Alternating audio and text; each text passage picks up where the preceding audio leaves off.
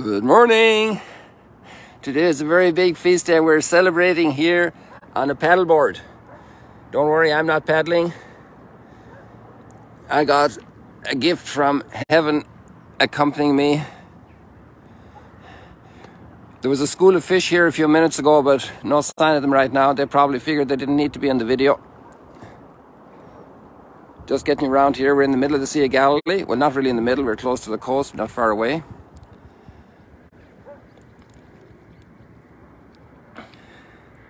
We have fascinating readings today. The world gets turned upside down. Turned upside down. Our world gets turned upside down. It's an offer. An offer you kind of can't refuse in a way. These are the mountains of Lebanon up there. And then we can see Mount Hermon this morning. Let me see if I can zoom in a little bit, because there's very little of it sticking up. See what's sticking up at the back there? There's the Mount of Beatitudes with the plastics. And right up behind that ridge is Mount Hermon. You can see a little bit there, center of left, right now in center. And then if we look over here, above the Golan Heights, you see that little mound there with some windmills? That is inside the Syrian border. I remember the day I found that out. We were driving along there, and I realized it was inside the border, so it became a great landmark to be able to say that. And then we go down along the Golan here, and the last bit down at the very end, you know that already, the last hill down there. Let me see if I can, see, I can keep my balance here. You guys have to say a prayer I don't fall in during this, okay? The last ridge down there at the very end, that is in Jordan. So we see Jordan and Syria. Where is Syria? Over there at the windmills. And then we see Mount Hermon, and we see over to Lebanon. Like all this ridge up here of mountains is bordering Lebanon. And we're going to get around slowly, little by little, to Mount Arbel. Right now we're pointed directly at Mount of Beatitudes, and to the right of that is Capernaum. And straight down from Mount of Beatitudes is the primacy of Peter and the multiplication of the loaves. And here you have the boat, the Jesus boat that was found. It's there in the middle of the screen right now. I won't zoom in. I can't zoom in at this moment. Here we have Magdala. You ever hear of Magdala? You see, we're out in the water, people. Now you believe me. And there's Mount Arbel with the caves up there, all along here. And then we were at the cemetery, remember? The cemetery's all along here. It's actually right here behind those trees, more or less, and all the way south to where that traffic is coming, that truck. That's all cemetery area right down to there. And now we're back around again to Tiberias, made capital of Galilee by Tetrarch Herod Antipas, son of King Herod the Great. And today is the feast of Christ the King. And his kingdom turns everything upside down. In one way, and another way, it doesn't change anything. Isn't that amazing? Well, it does. It changes our hearts. That's where his kingdom operates. The theme of kingship has long history in humanity. Here comes a fisherman, people. You know what? This is going to be the closest I get to a fisherman out here. I wonder if he's going to be over in our area. Oops, that's me. Sorry about that, people. That's me. There's a fisherman coming there. He's going to be lined up with the sun. I have a little angel here with me. His name is Brad. And he's from Portland, Oregon. Maybe we'll get him in the picture at some point. I wonder if the fisherman is going to come close to us. I don't see any. Oh, there's a buoy in front of us, Brad. Look at that straight down here. And there is, this guy will be heading for that, I'm sure, to see if he has fish. We don't want to go down that far, do we? Yeah, okay. Discretion is the better part of valor. So we're just waiting for the sun to emerge.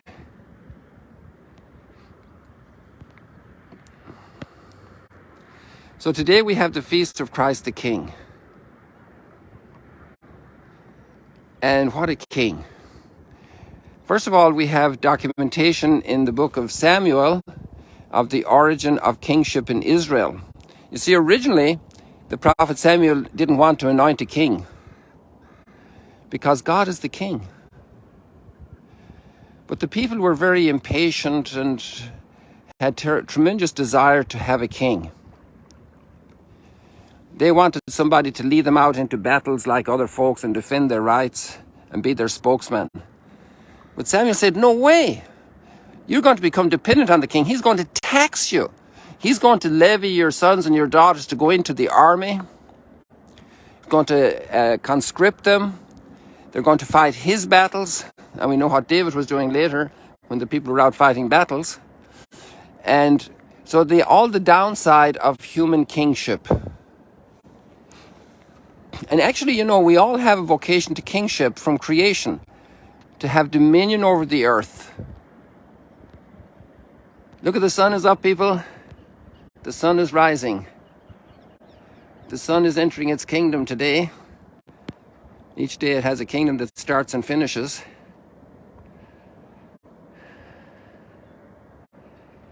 And now the sun is determining the light here in our region. The sun is ruling with its light, and later will rule with its heat. And it provides us our food. Sometimes kings think they provide us everything, but actually there's a bigger source behind them. And that's the interesting thing about Christ the King. It's amazing. Especially the reading today from Colossians. And you have all these titles. You see, we human beings want to have leadership as much as we want to be free. And we want to have great opportunity to grow and to move forward. We want a vast ocean in front of us of liberties and opportunities. That's the way our DNA is structured since creation. God gave us this world to grow free, to develop our potential completely. That's the way it is.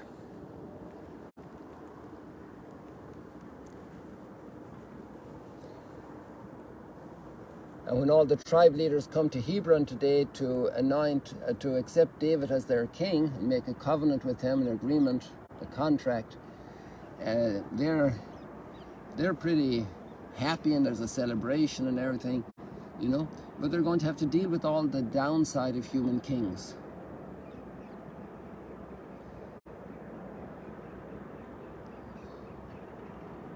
Do you notice the waves? I can't see the phone right now. I can't see what's being shown to you because I want it down low, so I imagine you're seeing the sunrise. Okay, I'm beginning to adjust to see what I can see now as well. How are we doing, people? Are you happy? So far, so good. Thanks be to God.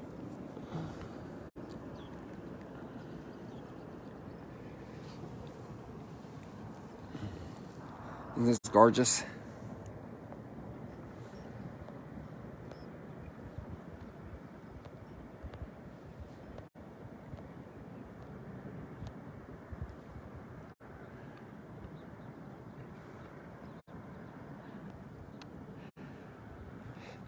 Brad, can we gently turn around towards Mount Arbella? I want to do one thing. Are the people still there, or are they gone? Yeah. They're still there? Yep. Just to get a picture of them, because I think they like that as well. Oh, we're a long way out.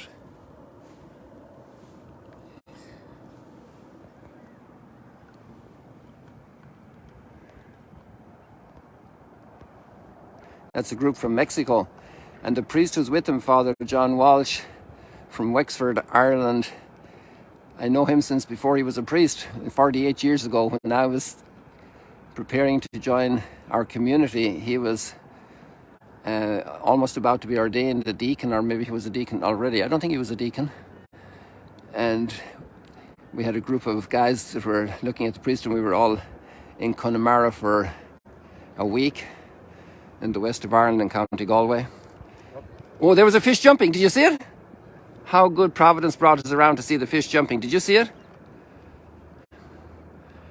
I didn't see the detail because I wasn't focused on it, but there's a good chance that guy will jump again, but who knows?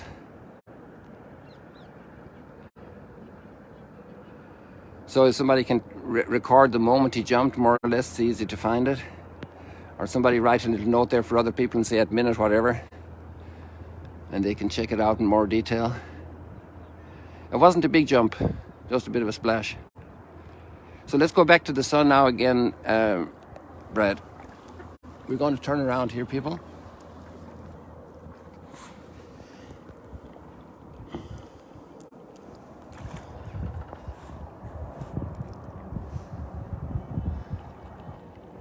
I hear it squeaking over in the fisherman's boat, so they're probably hauling in something over there.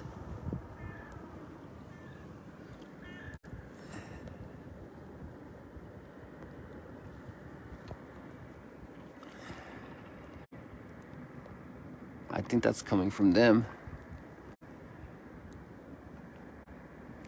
Or maybe it's not. Okay, let's get back to the upturning, overturning, overwhelming of the world with Christ the King and his kingdom. You know, people said, well, I mean, the Messiah is supposed to bring peace, and not much peace in the world since he came. So he can't be the Messiah, you know. But the realm of Christ's peace is not in the dysfunctionality of society. It's in the hearts of those of us who live in dysfunctionality. There's nobody that's not in dysfunctionality or in the verge of dysfunctionality, of a great dysfunctionality. Everything might be hunky-dory, but all kinds of things happen in relationships, in finances, in politics, upheavals. You know, we're not on very solid ground in humanity. We're on a very unstable surface, you know, like this wavy water right now. Thanks be to God, it's not stormy.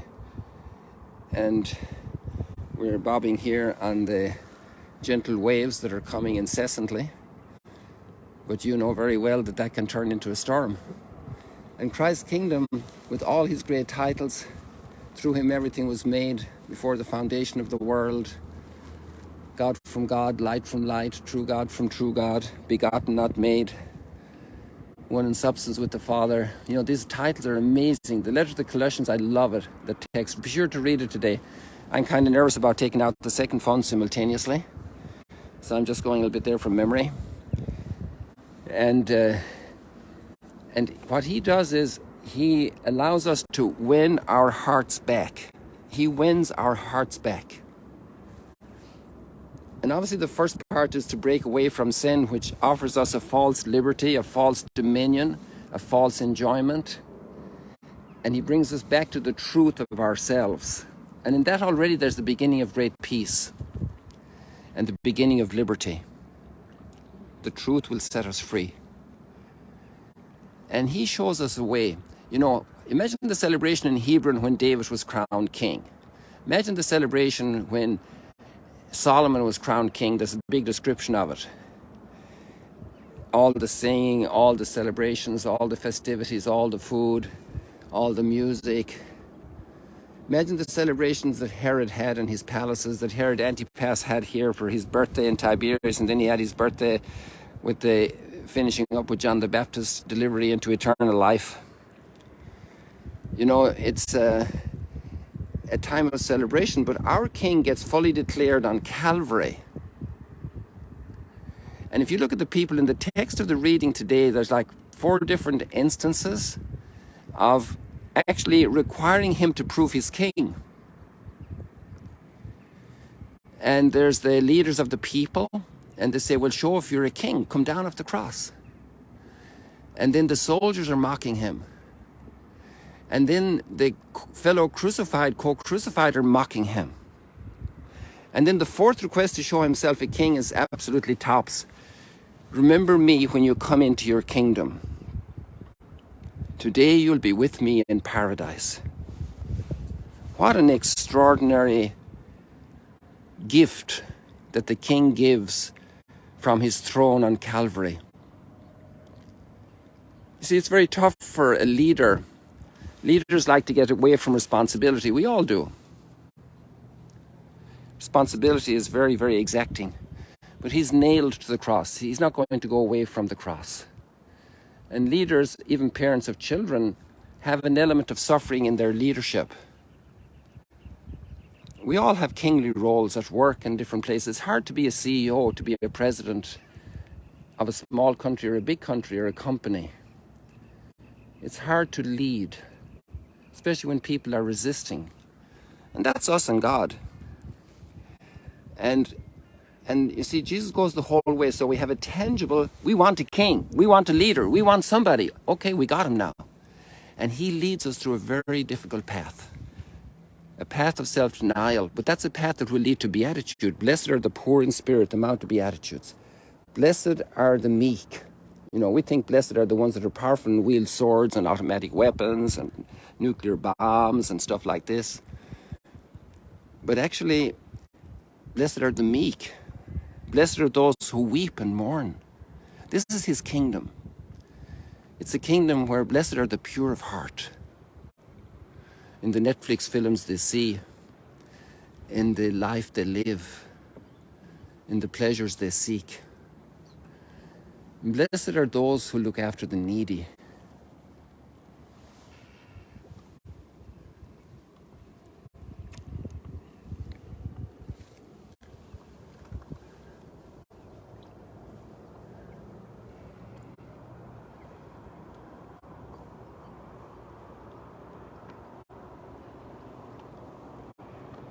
And what an incredible record of his kingdom has happened in the midst of all kinds of dysfunctionality. If you're in the midst of grave dysfunctionality right now, very serious, painful dysfunctionality, frustrating dysfunctionality, this is a glorious time for Christ's kingdom. Because you will actually grow into his kingdom in the midst of all these dysfunctionalities. The whole world is in his hands.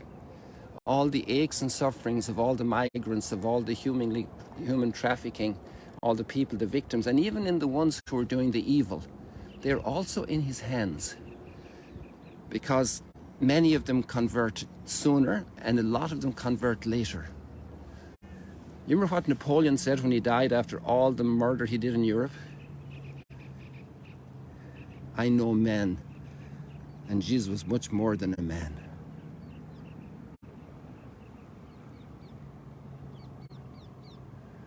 Survey all the kingdoms of the earth. These I will give you if you fall down and adore me. No way. You adore the Lord your God alone, and him only shall you serve.